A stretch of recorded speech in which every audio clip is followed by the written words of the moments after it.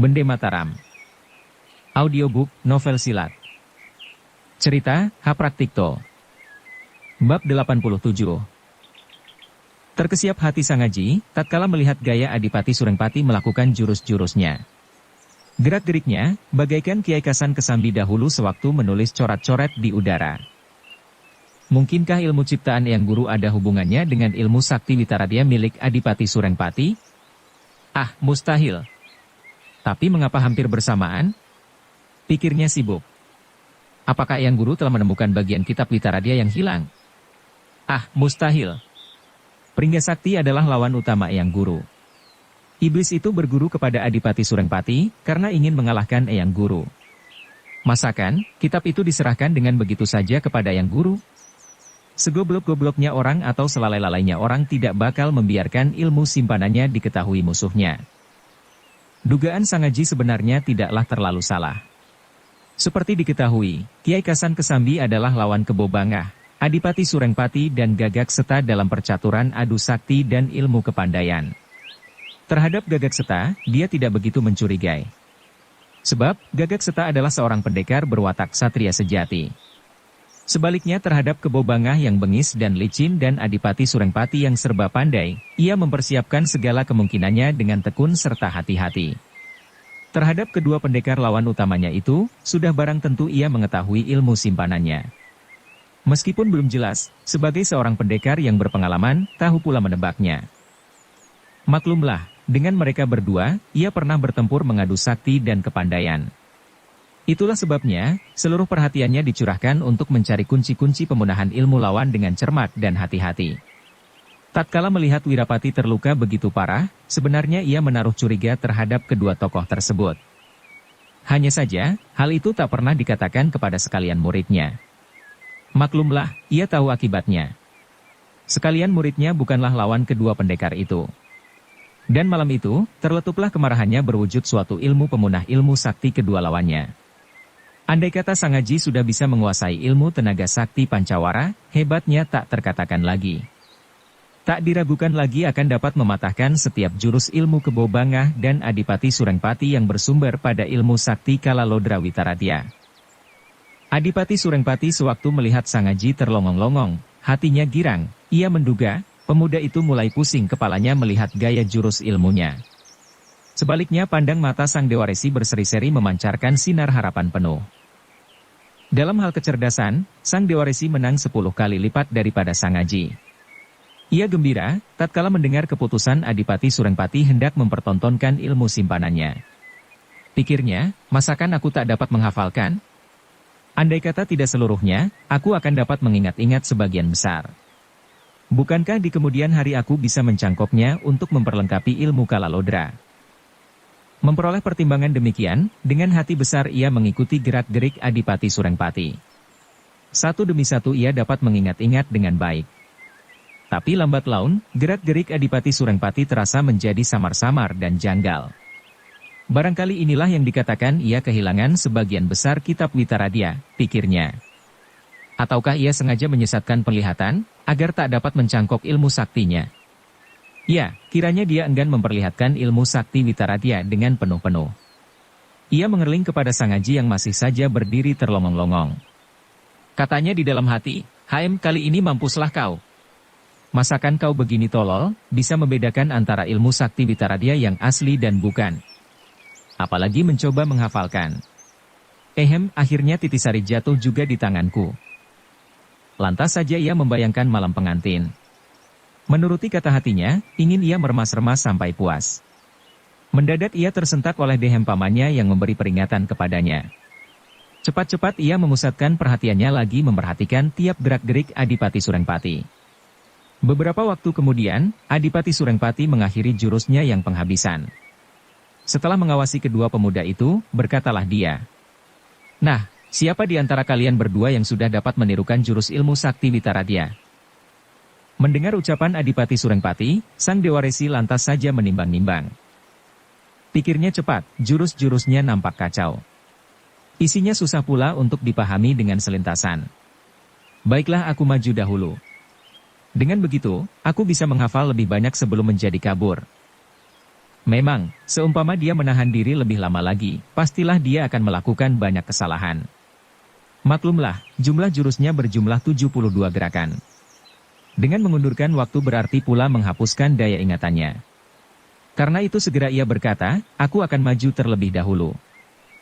Adipati Surengpati girang mendengar keputusan pelamar anaknya yang dikehendaki. Lantas saja dia mengangguk sambil berkata nyaring. Bagus. Nah Sangaji, balikan tubuhmu menghadap ke belakang. Dengan begitu, engkau tak dapat mencuri pandang. Tajam kata-kata Adipati Surengpati. Sebenarnya, hati Sangaji yang lekas tersinggung mendongkol bukan main karena seolah-olah dikhawatirkan hendak mengintip atau mencuri pandang. Tapi mengingat Titisari, mau tak mau ia patuh pada perintah itu. Terus saja ia membalikkan tubuh mengungkurkan gelanggang. Melihat Sangaji mengungkurkan gelanggang, Titisari jadi girang. Segera ia hendak berdiri di seberang sana menghadap padanya. Maksudnya hendak mengkisiki, selagi ayahnya mengamat-amati sang Dewa Resi menghafalkan jurus-jurus ilmu sakti Witaradya. Tetapi mendadak, ayahnya berseru memanggilnya. Titisari, kemari. Tolonglah aku mengamat-amati sang Dewa Resi menghafalkan jurus-jurus Witaradya. Dengan begitu, kau kelak tak menuduh aku berat sebelah. Mencelos hati Titisari mendengar kata-kata ayahnya. Terang sekali, maksud ayahnya hendak mencegah padanya membantu Sangaji. Meskipun nampaknya adil, tetapi sesungguhnya berat sebelah. Karena itu dengan lantang ia menyahut, ayah, kau benar-benar berat sebelah. Dengan mengulur waktu, berarti menipiskan daya ingatan Sangaji. Bukankah begitu maksud ayah? Ia mengerling kepada Sangaji yang masih saja berdiri terlongong-longong. Katanya di dalam hati, HM kali ini mampuslah kau. Masakan kau begini tolol, bisa membedakan antara ilmu sakti Witaradya yang asli dan bukan. Apalagi mencoba menghafalkan. Akhirnya Titisari jatuh juga di tanganku. Adipati Surengpati tak merasa tersinggung didamprat puterinya. Malahan dia lantas tertawa sambil berkata, anakku, kau terlalu berbicara dengan hatimu. Kemarilah. Kau harus ikut menyaksikan dan menilai kedua pelamarmu. Tidak, sahut Titisari cepat. Tetapi meskipun demikian, ia menghampiri ayahnya juga. Sebagai seorang gadis yang cerdik, ia kenal tabiat ayahnya. Jika ayahnya sudah berjaga-jaga tiada gunanya hendak melawan. Karena itu, dengan diam-diam ia mencoba mencari jalan lain. Maka begitu ia berhadapan muka dengan sang Dewa Resi, terus saja ia tersenyum manis. Kemudian berkata lembut, Kang Mas Dewa Resi. Apa sih yang menarik perhatianmu terhadapku? Bukankah tingkah laku dan perangaiku tak serasa dengan seleramu? Memangnya sang Dewa Resi sudah tergila-gila semenjak bertemu pandang untuk yang pertama kalinya di Kadipaten Pekalongan. Selama itu, Titisari bersikap galak terhadapnya. Kini mendadak sontak, memanggilnya dengan sebutan Kang Mas. Keruan saja otaknya jadi butek. Jantungnya berdegupan. Dan menurut penglihatannya, potongan tubuh dan raut muka Titisari bertambah elok dan menggairahkan. Tak dikehendaki sendiri, nafsu birahinya bergolak hebat dalam dirinya sampai napasnya jadi sesak. Adikku, kau kini sudi memanggilku dengan Kang Mas? Tak sanggup lagi ia meneruskan luapan perasaannya. Ia berdiri tegak seperti kehilangan ingatan. Kang Mas, inilah kesalahanmu, mengapa engkau tak datang sendiri menemui aku di Karimun Jawa tatkala pamanmu meminang daku? Coba, seumpama kau datang sendiri, masakan akan menemui kesulitan demikian? Tahulah aku. Barangkali kau tak senang mendarat di Karimun Jawa. Kata Titisari menggairahkan. Siapa bilang aku tak senang mendarat di Karimun Jawa, potong sang Dewa Resi dengan hati bergetar. Kalau kau suka berdiam di sana, masakan aku tidak. Soalnya, karena... kau memang pandai berputar lidah, sahut Titisari genit. Kau biasa dibesarkan di tengah suatu kemewahan, sedangkan Karimun Jawa boleh kau anggap pulau tandus. Bukankah begitu? Nanti dulu. Jangan salah sangka, sang Dewa Resi khawatir. Ingin sekali ia hendak memberi penjelasan agar gadis yang membuatnya linglung itu jangan sampai salah paham. Mendadak pamannya kembali menghalang-halangi. Sebagai seorang pendekar berpengalaman, Kebo Bangah dapat menebak maksud Titisari hendak mengacau daya ingatannya. Dengan diajak berbicara panjang lebar, bukankah ingatannya kepada jurus-jurus ilmu sakti Witaradya akan menjadi kabur? Maka dengan tegas Kebo Bangah menegur, Dewa Resi, Omongan yang tiada hubungannya dengan soal ujian tak perlu kau sibukkan macam begitu. Di kemudian hari, belumlah Kasep engkau membicarakan soal itu. Sekarang pusatkan seluruh ingatanmu dan segera perlihatkan kemampuanmu di hadapan mertuamu. Sang Dewa Resi terkejut. Kini barulah dia sadar mengapa Titisari begitu bersikap lembut dan menggairahkan. Dan setelah mengingat-ingat jurus-jurus Witaradya, benar-benar ia kehilangan sebagian. Maka buru-buru ia memusatkan pikirannya. Setelah itu menirukan gaya Adipati Surengpati melakukan jurus-jurus ilmu sakti Witaradya. Otak sang Dewa Resi memang encer luar biasa. Meskipun agak lamban, tetapi semua jurus ilmu sakti Witaradya hampir dapat ditirukan. Tentu saja, ia tak sanggup memecahkan bagian terakhir jurus Witaradya yang jadi samar-samar. Adipati Surengpati sendiri tak sanggup, karena sebagian kitab Witaradya kena tercuri Pringga Sakti dan Pringga Aguna. Kalau dia tadi bisa bergerak terus, sebenarnya hanya berdasarkan ingatannya belaka yang mencoba menebak-nebak sejadi-jadinya semenjak ia kehilangan bagian kitabnya. Melihat cara sang Dewa Resi melakukan jurus-jurus ilmu sakti Witaradya yang dapat diselesaikan dengan baik, hati Adipati Surengpati bersyukur bukan main. Memang, hatinya condong kepada sang Dewa Resi yang ganteng. Ia sudah mengambil keputusan untuk memungutnya sebagai calon suami Titisari. Maka berkatalah dia bergembira, kau telah berhasil menirukan jurus sakti Witaradya begini banyak. Nah, beristirahatlah. Ia tersenyum lega. Dan setelah memberi isyarat, agar sang Dewa Resi beristirahat segera ia beralih kepada Sangaji. Berseru keras, sekarang giliran Sangaji. Kemari. Sangaji memutar tubuhnya dan segera menghadap Adipati Surengpati. Ia melihat wajah sang Dewa Resi berseri-seri. Mau tak mau ia kagum padanya. Pikirnya dalam hati, benar-benar cemerlang otaknya. Pantaslah dia menjadi suami Titisari yang berotak cerdas pula. Untuk menandingi, terang sekali aku tak sanggup. Baiklah. Daripada aku berdiam tiada memperlihatkan sesuatu, biarlah ku hafalkan saja jurus-jurus ilmu ciptaan Eyang Guru. Di hadapan mereka, bukankah aku akan mendapat petunjuk-petunjuk yang berharga? Lagi pula aku bakal mengenal macam ilmu sakti apakah ciptaan Eyang Guru ini. Melihat kesan muka Sangaji yang beku tiada cahaya, Gagak Seta terus saja tertawa memaklumi, ia tahu, otak Sangaji bebal. Sewaktu menerima ilmu sakti Kumayan Jati membutuhkan tempo sangat lama. Maka berkatalah dia nyaring, Sangaji, kau ini benar-benar tolol. Masakan kau tak mempunyai harga diri? Lihatlah, mereka hendak menonton ketololanmu belaka. Lebih baik, kau mengaku kalah saja. Memang sebenarnya tak sanggup aku melawan sang Dewa Resi. Tiada sejurus pun ilmu sakti Witaradya yang dapat kuingat-ingat, sahut Sangaji. Mendadak Titisari melompat ke tengah gelanggang sambil menghunus belati. Kemudian dengan menghadap ayahnya, ia berseru, Ayah, jikalau kau memaksa aku kawin dengan manusia busuk Dewa Resi, hari ini aku mati di depanmu. Adipati Surengpati kenal watak Titisari. Agak gugup ia berkata, letakkan dahulu belatimu. Kita bicarakan hal ini perlahan-lahan. Dalam pada itu Kebo Bangah dengan cekatan telah bekerja dengan diam-diam. Nampaknya ia seperti lagi mengetuk tongkatnya. Tapi mendadak melesatlah sebuah benda bulat dan terus menyambar belati Titisari. Luar biasa melesatnya senjata pendekar itu. Belum lagi Titisari tersadar, pisau belati yang berada dalam genggamannya kena terhajar dan jatuh ke tanah. Tatkala itu Adipati Surengpati berkelebat seperti bayangan dan dalam sedetik saja ia telah berhasil memeluk pinggang anaknya, dan dibawa meloncat ke atas batu. Benar-benarkah engkau tak sudi menikah? Ia membujuk perlahan. Baiklah. Jika demikian, marilah kau berdiam menemani ayahmu selama hidup di Karimun Jawa. Titisari meronta dan menangis tinggi. Katanya setengah menggugat, Ayah, kau benar-benar tak sayang padaku, tak sayang padaku. Menyaksikan adegan itu, Gagak Seta tertawa berkakakan.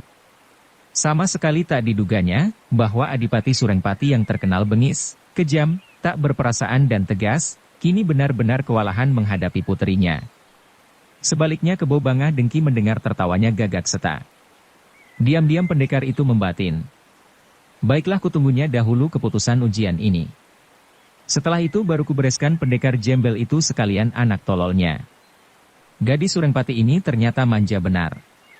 Apa peduliku? Di kemudian hari, masakan Dewa Resi tak mampu menguasai. Setelah memperoleh keputusan demikian, dengan wajah berseri-seri ia berkata kepada Sang Aji. Anakku Sang Aji, kau benar-benar seorang pemuda gagah. Tadi kau bisa melawan melebihi 20 jurus. Pastilah engkau bisa menirukan ilmu sakti Witaradya. Saudara Surengpati, silakan engkau menguji anak itu agar kita memperoleh keputusanmu. Terdengarnya suatu saran yang bagus, tetapi karena mendesak. Untung Adipati Surengpati telah memperoleh ketetapan hendak memilih Sang Dewa Resi menjadi menantunya, sehingga hatinya yang angkuh tak tersinggung oleh desakan itu. Malahan dia lalu menyahut, baik. Nah Titisari, janganlah engkau mengacau lagi. Ingatan Sang Aji bisa rusak oleh pekertimu. Mengingat kepentingan Sang Aji, Titisari lantas saja berhenti menangis. Sebaliknya, besar keinginan Kebo Bangah hendak membuat malu Sang Aji di hadapan para pendekar. Maka dia berkata setengah menghardik. Hayo, lekaslah mulai. Biarlah kepandaianmu kita saksikan beramai-ramai. Paras muka Sang Aji berubah mendengar hardik Kebo Bangah. Jantungnya berdegupan. Pikirnya kemudian, tiada satu jurus pun ilmu sakti Witaradya yang dapat kuingat-ingat. Tadi aku hanya melihat selintasan. Karena itu betapa dapat aku menandingi Sang Dewa Resi. Baiklah aku menghafalkan jurus-jurus Eyang Guru saja. Masakan ciptaan Eyang Guru tiada harganya untuk mereka lihat.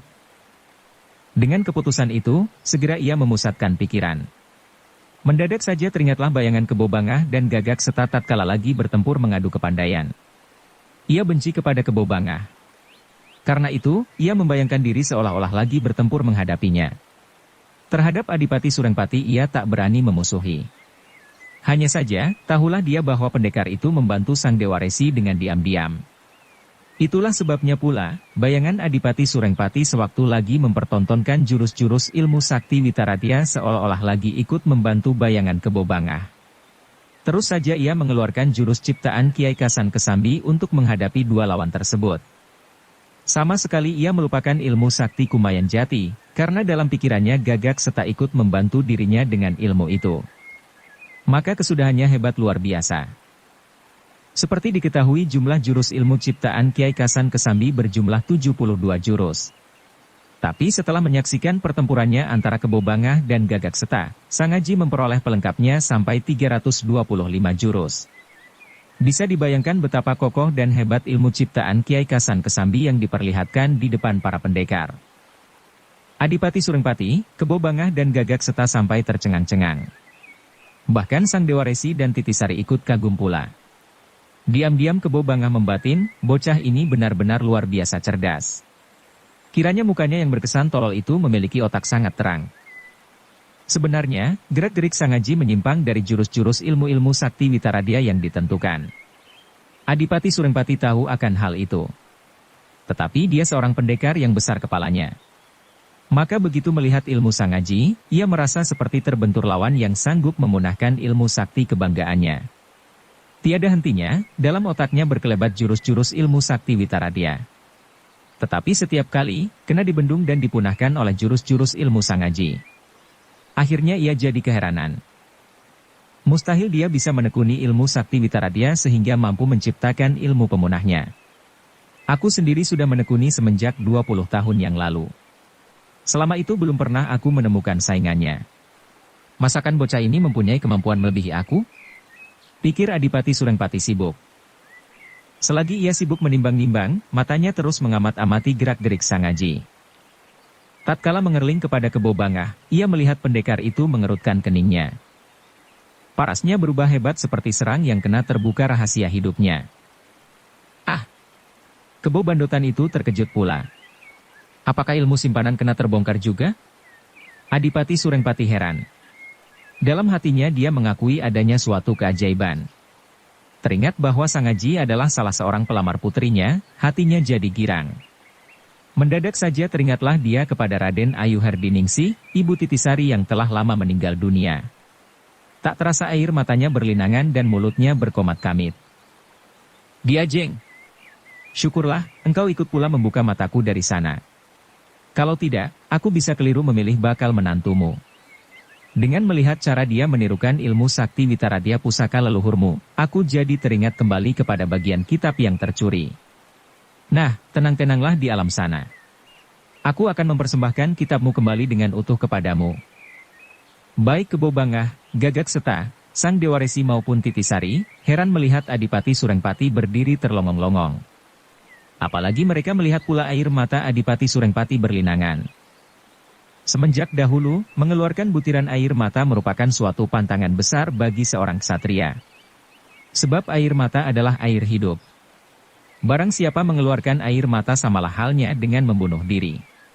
Karena itu diperbahasakan, bahwa air mata seorang ksatria apabila runtuh ke bumi membuat bumi itu sangar. Dan apabila mengenai daging akan membuat retak tulang belulangnya. Tapi sebenarnya Adipati Surengpati hanya sebentar saja dalam keadaan demikian. Cepat sekali ia telah menemukan dirinya sendiri. Mendadak saja ia mengibaskan tangannya dan terus membentak Sangaji dengan suara mengguntur. Apakah bagian kitab Witar Adya yang dahulu tercuri oleh Pringgasakti berada dalam tanganmu? Sangaji terkejut. Hatinya jadi ciut. Agak tergetar menjawab, kitab. Sama sekali aku tak pernah berhubungan dengan Pringgasakti.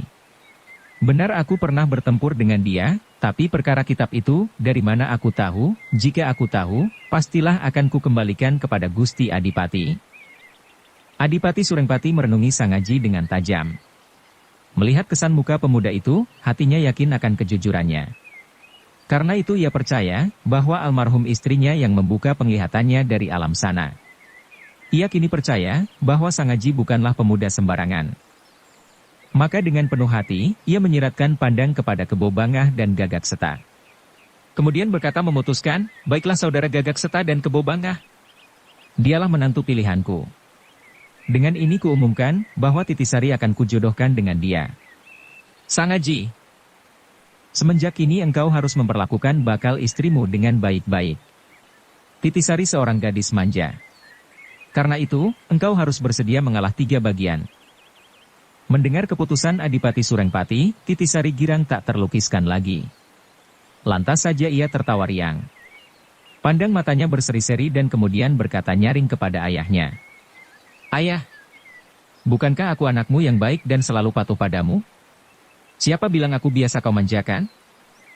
Sangaji meskipun kerap kali menjadi tolol menghadapi sesuatu yang baru untuk pertama kali dilihatnya, tetapi kali ini tidaklah demikian. Tanpa menunggu isyarat dari Titisari terus saja bersembah 3 kali kepada Adipati Surengpati. Kemudian menyebutnya dengan Kanjeng Romo. Itulah suatu tanda, bahwa kini dirinya sudah menjadi calon menantunya yang sah. Tetapi tiba-tiba terdengar suatu bentakan, "Hai, tunggu dulu." Semua yang hadir menoleh. Ternyata yang membentak adalah Kebo Bangah. Semenjak melihat Sangaji mempertontonkan ilmu ciptaan Kiai Kasan Kesambi yang merupakan ilmu pemunah jurus-jurus Witaradya dan Kalalodra, hatinya gelisah tak terperikan. Sekaligus timbullah rasa curiganya terhadap pemuda itu. Pikirnya, tidaklah mungkin Sangaji bisa memperoleh ilmu pemunah demikian apabila belum mengenal ilmu simpanannya jauh sebelumnya. Maka mau ia menuduh, bahwa Sangaji telah mencuri atau mengutip ilmu kebanggaannya. Gagak Seta kala itu sedang tenggelam dalam arus kegirangan. Sama sekali tak diduganya, bahwa muridnya mempunyai ilmu simpanan begitu tinggi hingga merupakan ilmu pemunah Witaradya dan Kalalodra. Saking herannya, mulutnya sampai melongo ternganga-nganga. Tapi begitu mendengar suara Kebo Bangah, sekaligus terbangunlah rasa sadarnya. Terus saja membentak, "Hai, Kebo Bandotan, apakah kau belum mau menyerah?" Kebo Bangah tertawa tergelak-gelak. Apa yang diperlihatkan anak muda itu, terlalu banyak dan jauh lebih lengkap daripada yang dipertontonkan saudara Surengpati. Aku yakin, bahwa semenjak lama dia sudah mengantongi kitab-kitab Witaradya dan Kalalodra. Setidak-tidaknya kutipannya. Jika benar demikian, inilah melanggar hak angger-angger. Karena itu, ingin aku memberanikan diri hendak menggeledah tubuhnya. HM. Saudara Surengpati telah selesai memilih jodoh puterinya. Nah, apa perlu engkau rewel seperti perempuan bawel, sahut Gagak Seta. Tetapi di dalam hatinya, ia agak percaya juga bahwa Sangaji pasti telah mengetahui kedua ilmu sakti itu semenjak lama. Kalau tidak, masakan bisa menirukan jauh lebih lengkap dari pemiliknya sendiri. Cuh! Aku Kebo Bangah, masakan bisa diakali monyet itu? Biarkan aku menggeledah tubuhnya. Kata Kebo Bangah memutuskan. Pada saat itu derun hatinya mulai berbicara pula. Ia berjanji pada dirinya sendiri, hendak merampas kitab-kitab yang dituduhkan. Tentang pelamaran Titisari dan tetek bengeknya sudah lenyap dari ruang otaknya. Sang Aji mendongkol dituduh demikian. Tanpa menunggu Kebo Bangah, dengan serta-merta ia melepas ikat pinggangnya sambil berkata menantang. Paman Kebo Bangah, silakan menggeledah diriku. Semua sakunya dibalik dan mengeluarkan isinya di atas batu. Ternyata isinya hanya mata uang dan beberapa benda lumrah. Tetapi betapa sudi Kebo Bangah menyerah oleh kenyataan itu. Tangannya segera menjangkau pemuda itu. Adipati Surengpati kenal baik kelicinan dan kebengisan Kebo Bangah. Di waktu menaruh juga seringkali bisa menurunkan tangan jahat. Dan apabila pendekar itu sudah menurunkan tangan, barangkali tiada lagi dewa yang sanggup mencegahnya lagi. Karena itu, sebelum terlanjur ia harus mengambil tindakan untuk mengimbangi. Maka dengan berbatuk-batuk kecil tangan kirinya segera diletakkan di atas tulang punggung sang Dewa Resi. Semua orang kenal betapa penting tulang punggung itu bagi bagian manusia. Sekali kena diremukan, tanpa ampun lagi akan terpecatlah nyawanya. Sebagai seorang pendekar yang berpengalaman, Kebo Bangah kenal bahaya. Adipati Surengpati tak boleh diajak bergurau. Memang dalam hati kecilnya, ia bermaksud hendak menyerang perut Sang Aji dengan ilmu sakti Kalalodra selagi menggeledah tubuh. Tetapi begitu melihat Adipati Surengpati mengancam pula kemenakannya, mau tak mau ia harus menyabarkan diri. Ia menggeledah tubuh Sang Aji dengan wajar. Ternyata tiada lain kecuali kulit dan daging belaka. Heran dia, sampai ia berdiri tegak beberapa saat lamanya, ia tak percaya dalam dunia ini masih saja berlaku suatu keajaiban yang terlepas dari nalar manusia. Masakan pemuda itu sudah mengenal ilmu sakti Witaradya dan Kalalodra semenjak dalam perut ibunya. Dengusnya. Anak tolol ini memang tak berdusta. Tapi aku akan memaksa dia agar berbicara. Ia mundur memungut tongkat saktinya. Kemudian diketukkan di tanah. Mendadak saja terdengarlah bunyi berdesis. Di udara lantas saja terlihat beberapa jarum emas berkeredepan. Sang Aji terkejut sampai mundur 2 langkah. Titisari pun ikut pula terjengkang ke belakang. Mereka berdua sadar bahwa Kebo Bangah sedang mengambil jalan lain untuk membuktikan tuduhannya. Sang Aji, bentak Kebo Bangah dengan tajam. Dari mana engkau memperoleh ilmu jala karawelang itu? Bilang terus terang, sebelum aku memaksamu. Jala karawelang sebenarnya adalah nama pusaka. Di samping keris Tunggul Manik dan Bende Mataram. Menurut cerita, pusaka Jala Karawelang dahulu merupakan alat paling ampuh untuk menangkap lawan. Jangan lagi terhadap manusia. Meskipun jin dan dewa takkan dapat meloloskan diri. Konon diceritakan pula, di negeri Loano dahulu pernah timbul suatu kekacauan. Seorang pangeran bernama Jayakusuma mencuri istri Pangeran Anden Loano putra Batara Loano. Maka timbullah suatu pertempuran. Pangeran Jayakusuma begitu sakti dan perwira, sehingga tak terlawan lagi. Akhirnya Pangeran Semono tampil ke muka dan mengutus Patih Lawa Ijo untuk menangkap maling sakti tersebut. Dengan dibekali 3 senjata yakni, keris Tunggul Manik, Bende Mataram dan Jala Karawelang, Patih Lawa Ijo berhasil menangkap Pangeran Jayakusuma, dan semenjak itu termasyurlah kekeramatan ketiga pusaka tersebut. 200-300 tahun kemudian, seorang sakti bernama Prabusana mencipta suatu ilmu pemunah untuk melawan semua kejahatan. Orang-orang menyebut ilmu pemunah sarwa jahat itu dengan istilah Jala Karawelang. Begitulah ilmu pemunah sarwa jahat turun-temurun itu diwarisi angkatan mendatang. Tetapi sesungguhnya, ilmu pemunah sarwa jahat pada zaman sesudahnya bukanlah ilmu ciptaan Prabusana. Hanya karena sifatnya bertujuan membendung segala pekerti jahat, maka istilah Jala Karawelang itu masih saja dikenakan. Mendengar tuduhan Kebo Bangah, Adipati Surengpati terus saja bertindak dengan cepat. Ia tahu, kali ini Kebo Bangah tiada main-main. Di balik tuduhannya, mengandung pula suatu tantangan menentukan. Terang-terangan ia menggolongkan diri sebagai golongan yang hendak dipunahkan. Dan sudah barang tentu adalah syah dan wajar apabila berusaha mempertahankan diri. Karena itu, dengan sigap tangan kirinya telah meraba tulang punggung sang Dewa Resi. Apabila Kebo Bangah bergerak sedikit saja, ia akan meremukan tulang punggung kemenakannya. Gagak Seta yang semenjak tadi berdiam saja, tersenyum melihat sepak terjang Adipati Surengpati. Pikirnya dalam hati, Surengpati benar-benar pantas disebut jangkrik bongol setengah siluman. Tadi ia membantu Dewa Resi, kini setelah memperoleh keputusan siapa yang dipilih menjadi menantunya, mendadak saja berbalik menyayangi Sang Aji. Ai, lantas saja dia melindungi muridku yang tolol. Bersambung ke bab 88. Dukung kami dengan subscribe, follow, like, komen dan share. Terima kasih.